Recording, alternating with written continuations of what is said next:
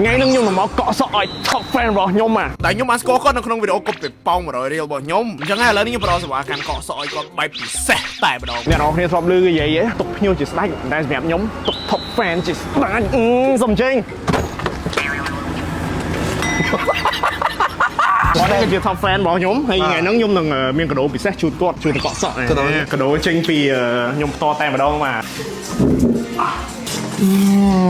Sờ má khám trên đi pha xin to tay vào đấu mà mẹ đồng bị đáy không về lời này bài chơi mơ video nhung và bán năm mấy bạn 4-5 ឆ្នាំ yeah តាំងនៅ introvert មុននឹងយើងកក់សក់យើងត្រូវតែមានពិធីមួយយល់ទេ អូខេ ពិធីហ្នឹងនៅពេលដែលយើងធ្វើទៅវាធ្វើឲ្យយើងហ្នឹងសុខសប្បាយតិចចុំទៅយ៉ាងទៅឃើញទេបបៗមួយមើលយ៉ាង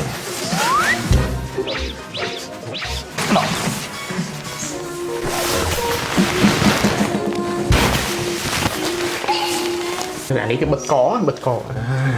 ទៅកំចុងក ទឹកក្តៅដែរទឹកក្តៅ Yeah ជួយកណ្ដាល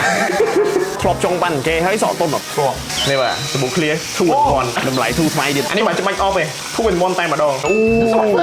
មែនយើ កោះថ្ងៃទៅ កោហ្នឹងយើអែមស្រាទាំងកោហ្នឹងណាហ្នឹង2 in 1បើយើងខ្ជិលអបសក់អត់អីយើងប្រើតែហ្នឹងទេបានគេហើយសក់តុនទៀតតើ ready Yes មកក្តុំហ្មងហ៎ Yeah អូខេវាតែ